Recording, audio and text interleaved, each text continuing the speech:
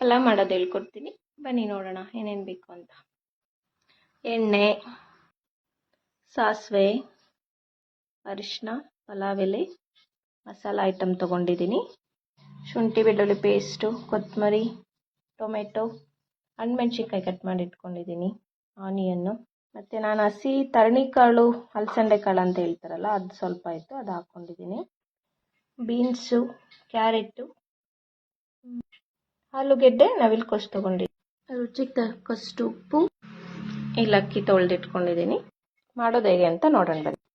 Oil ಹಾಕ್ತೆ ಸ್ವಲ್ಪ, ಎಲ್ಲ ಮಸಾಲೆ ಹಾಕ್ಕೊಳ್ಳಿ.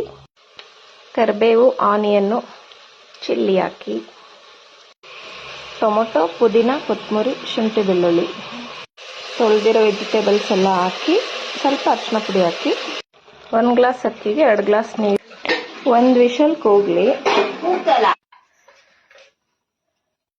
ಇದಕ್ಕೆ ಸ್ವಲ್ಪ ಕಾಯಿ ತುರಿ ಹಾಕಿ ಮಿಕ್ಸ್ ಮಾಡಿದ್ರೆ ready to eat vegetable Baat.